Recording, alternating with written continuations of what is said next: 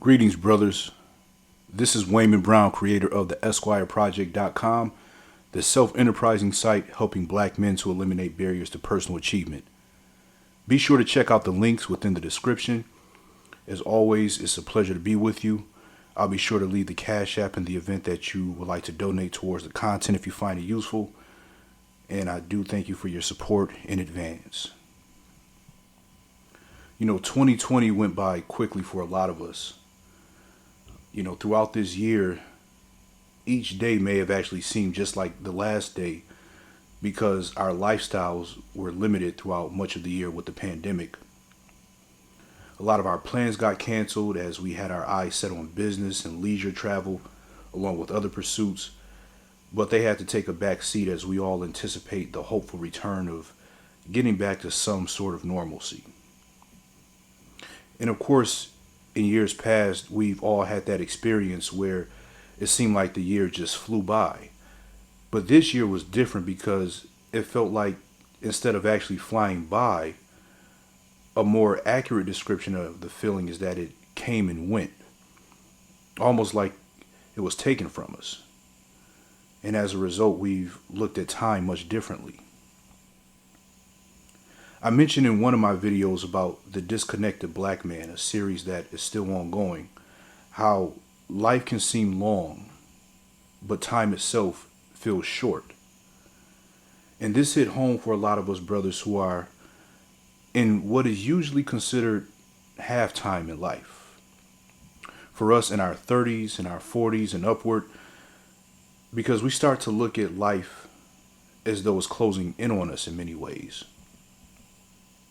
Even the way that I just seamlessly classified those two groups of 30-somethings and 40-somethings as if they were relatively similar. They are in a lot of ways because during those years for many of us, life itself may not change too much despite the number of years between those ages.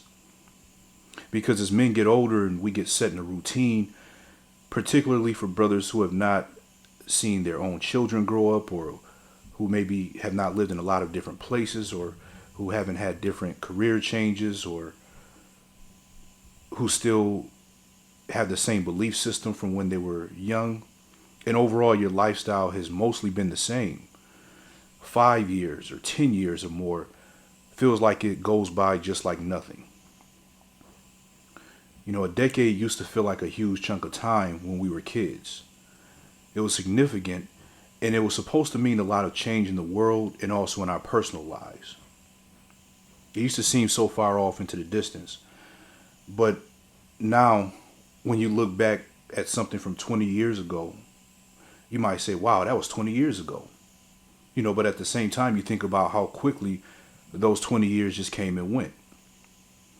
Like when I was a freshman in high school in 1998, one of my teachers would always talk about how she thought that by 2020, we would probably be like the Jetsons and flying cars because it just seemed like it was so far off into the future. But now here we are some 20 something years later and people are still driving the same cars from 1998.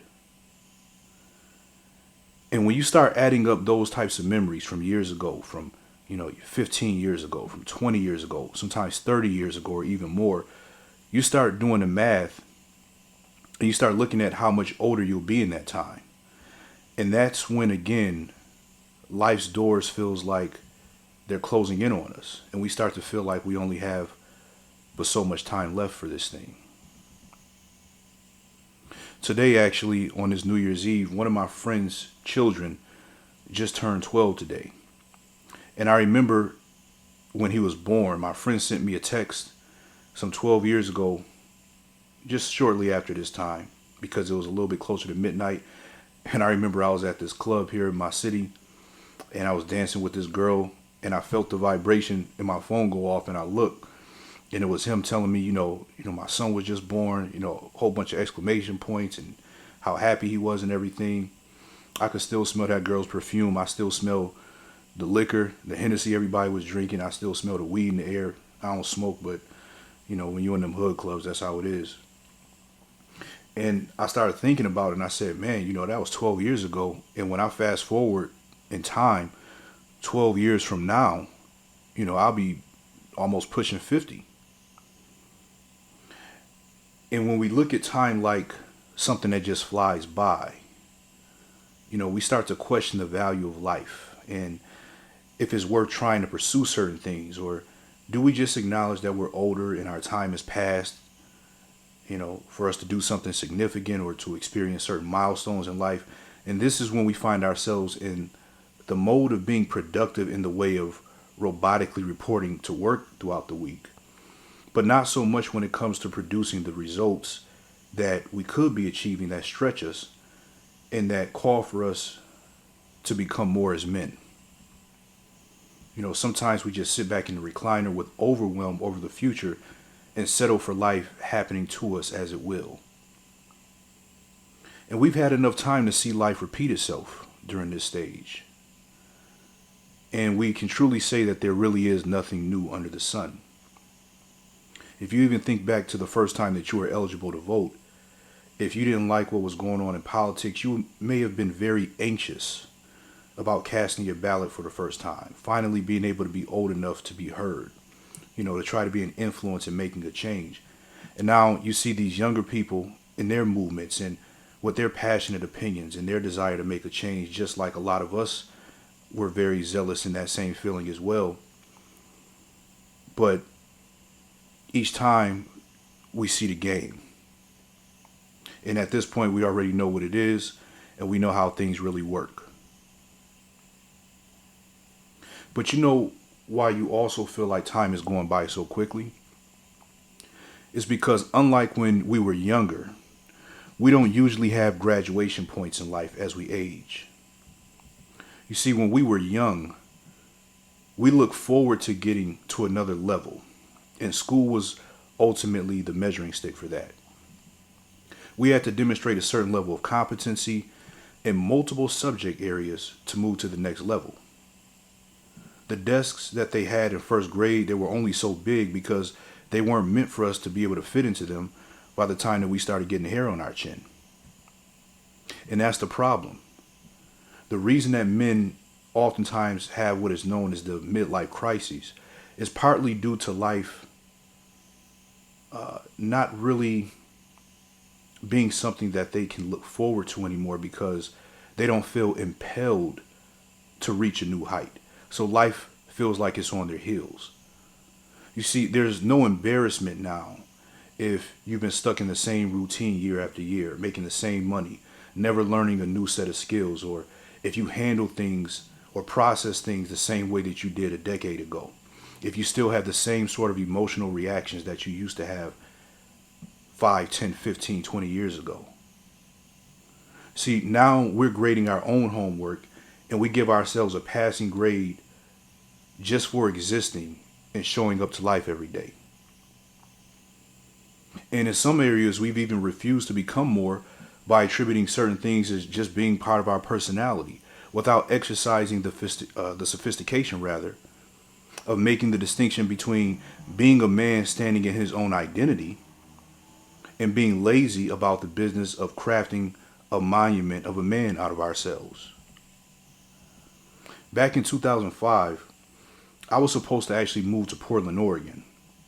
I took a road trip out there with my parents and my grandmother just a couple of months before I was turning 21. And I had high hopes of starting a work from home business back then at that time. And, I had been online looking at places that I can kind of go out and explore. I'm a young man. I'm eager to kind of spread my wings. And I just thought the vibe of the Pacific Northwest, specifically Portland at that time, was really something that just seemed like a really good fit for me.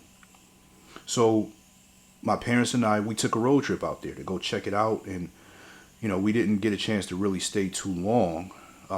But basically we went to see about getting me set up out there.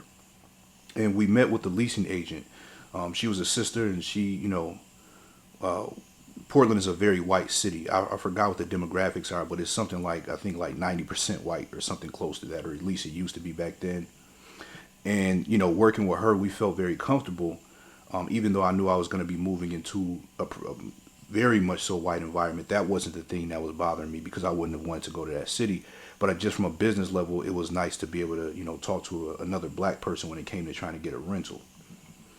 And, she talked with us for a while, and I was able to talk to her in private, kind of like while my parents explored the city and everything. And everything just seemed like it was going good, with working with her. And she showed me a couple apartments. And she did tell me that, that type of housing market had long waiting lists if you're trying to get one of those income restricted apartments. That's what I was trying to do, basically. I had a couple G's saved up, and I was basically going to be working like for this temp agency until I got myself rolling with something else, and at the same time trying to balance out the work from home thing. But I had enough, where I can basically get by, even if I was going to not be so comfortable. I had enough just to get myself started as a young man. And I figured after about a year of being out there, I would be diligent at working and everything, and I would be able to make a lot of progress.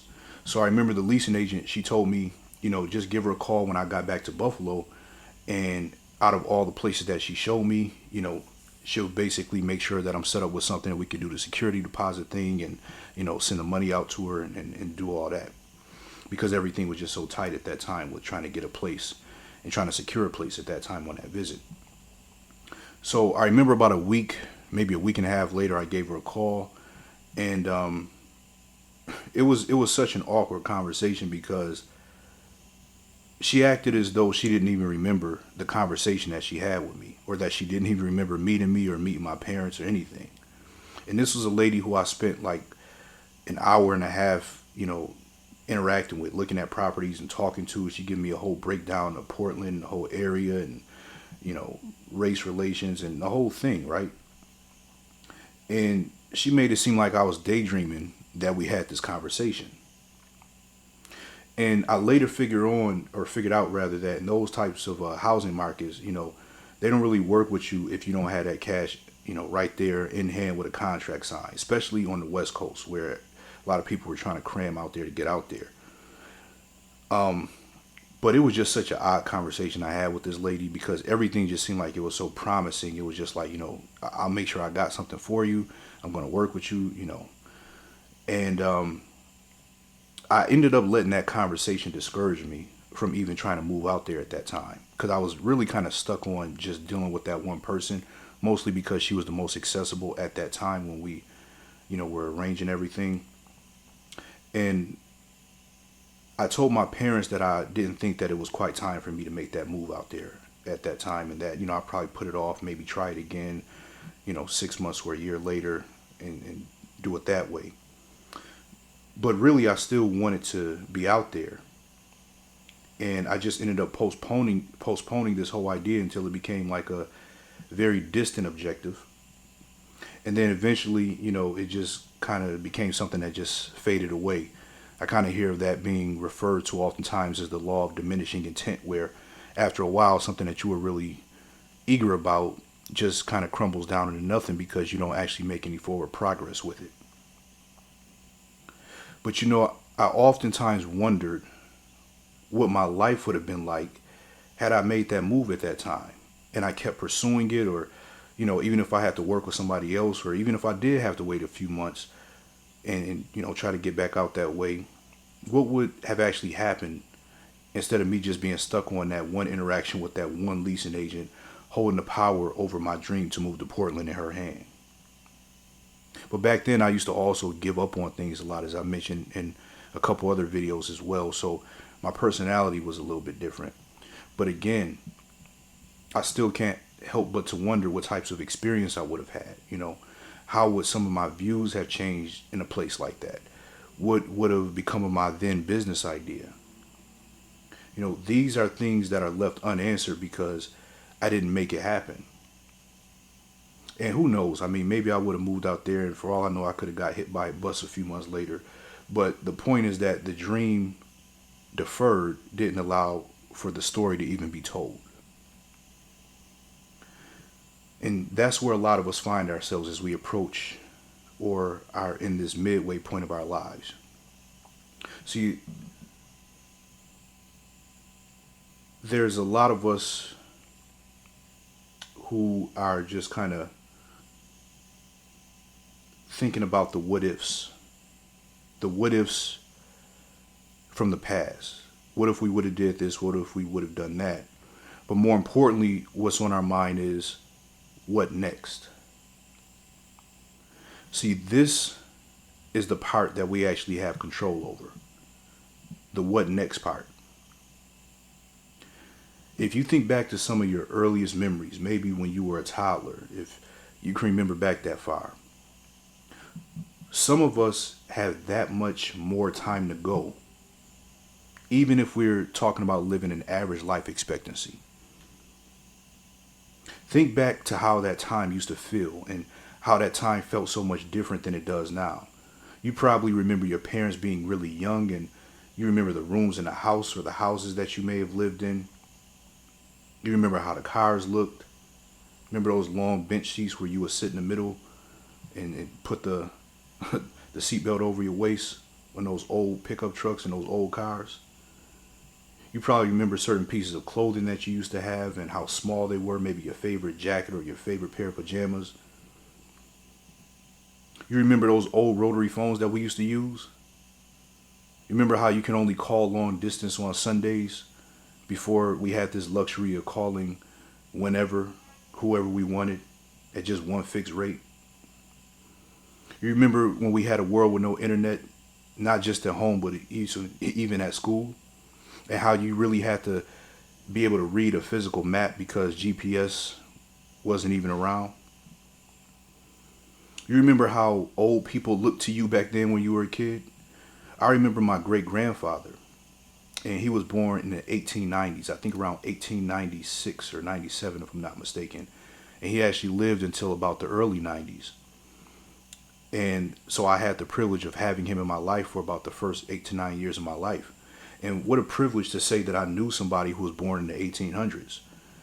And even though I don't think his parents or grandparents were slaves, from the story that I understand, they were actually old enough, or young enough rather, to be born into slavery. So really think about that and how amazing that is.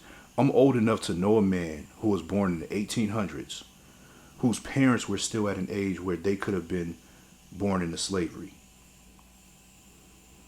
Do you realize how long ago of a time that was when you put into that type of a view? You see, age for us right now in this middle phase, these mid-30s and up, is giving us the gift of distant memories, where you can think back so far to a certain memory and you say to yourself from your soul, like, damn, that was a long ass time ago. See, that's the type of time period that you want to use to affix to your future. You want to have that same emotion where you look back like, that was a long time ago, right? When you really, really ponder over it, you're like, man, that was my preschool teacher. That was when I was like 5, or I was like 8 years old back then, you know? And you want to try to add that time to your future and think of how much more life you still have to go.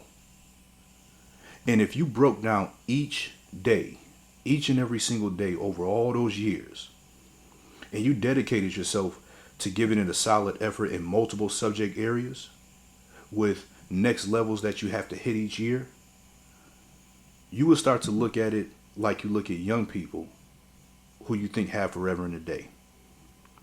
Because you know that would mean that you have an abundance of opportunity to create the sort of experience that you want in life. You see, brothers, you have so many things to do that you still haven't even gotten to yet, despite what you have already done for yourself. But you need to get some good nervousness going in your body these days. Not the type of nervousness that stresses you out or drives you, to an early grave, but the type of nervousness where you know that you're exploring something new and that you have given yourself a time limit to succeed in that thing. Just like how you would feel nervous before you would take your exams to move to the next grade, realizing that if you failed that exam, yeah, you might be able to go to summer school. But what if you failed in summer school? The embarrassment that you would have of being with the kids from the grade behind you. The feeling that you would have of missing out on life with your peers as they move on to the next level. Because that's also delaying your next achievement in growing up. You see, it's imperative at this point that you truly be about the business of crafting your life. A lot of us don't even have a seed yet or haven't established a family. You still got time to do that if you want to as a man. We still haven't had the experience of being a property owner and being responsible for all that comes with that, but you still have time to do that. You still have time to travel.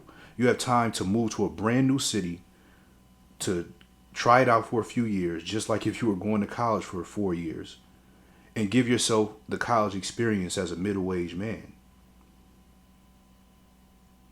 Even if it's just leaving your comfort zone and establishing a new network or adapting to a new culture and giving yourself a new set of challenges. You don't have to actually literally be enrolled in college, but actually you can also if you want to, whether online or physically. But it's about the principle of giving yourself something new to look forward to, a new experience that lies ahead of you. There's still so many things that you have to do in this life.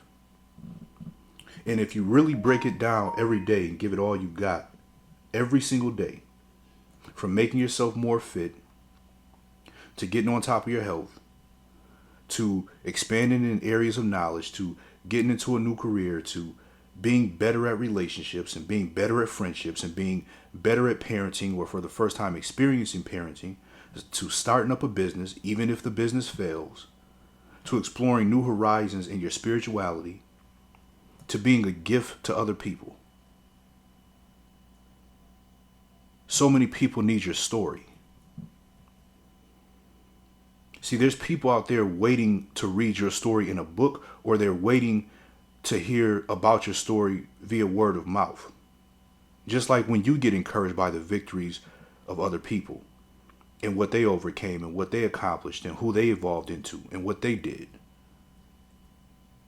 Some older men change careers as they get up in age into their 60s and beyond. You can say what you will about Trump, whether you're a supporter of his or someone who is not, but the man became president at age 70. An entirely different career, no matter what you think about his qualifications, an entirely different career path from being a real estate tycoon and a businessman. Already had established himself in those arenas and then did something totally different. You ever see how some older men who have already had careers in a trade, or maybe they were some sort of a civil service worker,